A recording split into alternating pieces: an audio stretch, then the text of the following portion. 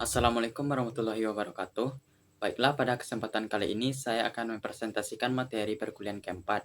Perkenalkan, nama saya Afrialdi Cahya Pratama, dan hari ini saya akan membahas mengenai materi subjek dan objek hukum, peristiwa biasa dan peristiwa hukum, hubungan hukum cakap dan kewenangan berhak. Baiklah, langsung saja kita ke pembahasan yang pertama, yaitu Subjek hukum.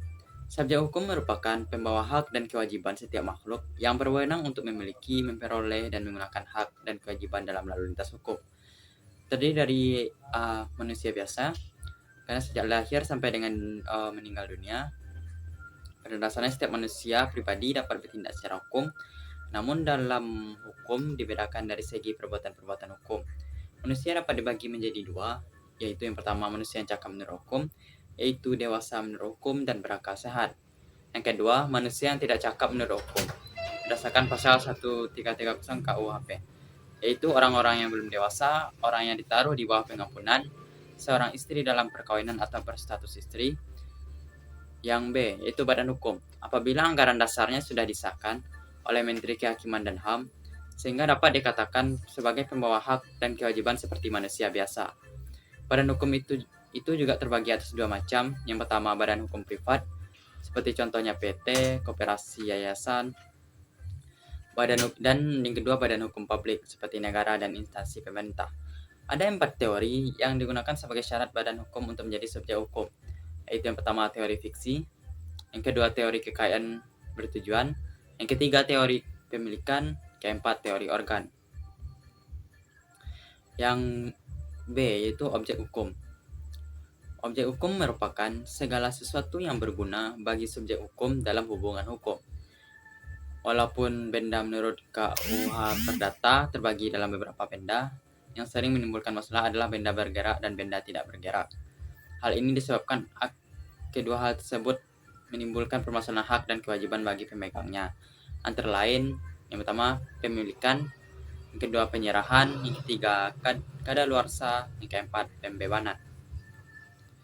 Nah, untuk yang C yang akan kita bahas yaitu peristiwa hukum. Menurut Van Apeldoorn sendiri, peristiwa hukum ialah suatu peristiwa yang didasarkan hukum, menimbulkan atau menghapuskan.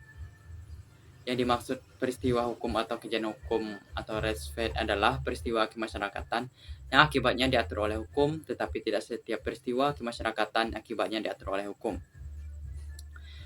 Nah, peristiwa hukum itu sendiri memiliki dua jenis. Yang pertama yaitu peristiwa hukum karena perbuatan subjek hukum, dan yang kedua peristiwa hukum karena bukan perbuatan subjek hukum.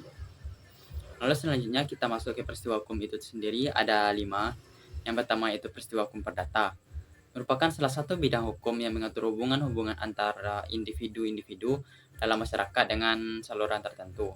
Hukum perdata disebut juga hukum privat atau hukum sipil.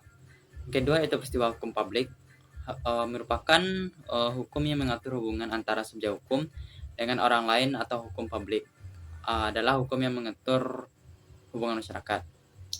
Yang ketiga yaitu peristiwa hukum pidana, merupakan hukum yang mengatur perbuatan-perbuatan yang dilarang oleh undang-undang dan berakibat diterapkannya hukuman bagi barang siapa yang melakukannya dan memenuhi unsur-unsur perbuatan yang disebutkan dalam undang-undang pidana.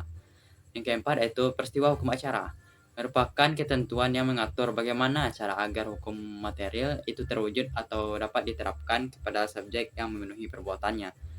Yang kelima yaitu peristiwa hukum internasional. Ada dua pengertian. Yang pertama dalam arti sempit meliputi hukum publik internasional saja, sedangkan dalam arti luas hukum publik internasional dan hukum perdata internasional.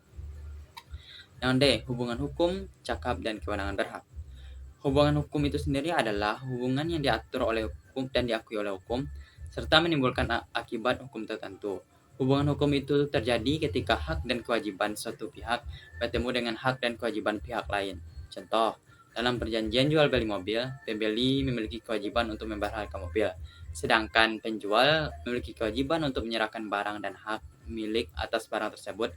Jika salah satu pihak tidak melaksanakan kewajibannya, hukum dapat memaksakan agar kewajiban tersebut dapat ditunaikan. Selanjutnya itu kecakapan seseorang untuk melakukan perbuatan hukum, dan karenanya mampu mempertanggungjawabkan akibat hukumnya.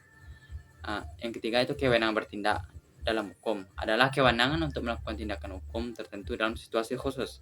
Kewenangan bertindak dengan kecakapan bertindak, yang merupakan kewenangan umum untuk melakukan tindakan hukum pada umumnya. Baiklah, sekian presentasi dan dokumen materi dari saya. Apabila ada kata-kata saya yang salah, saya mohon maaf. Assalamualaikum warahmatullahi wabarakatuh.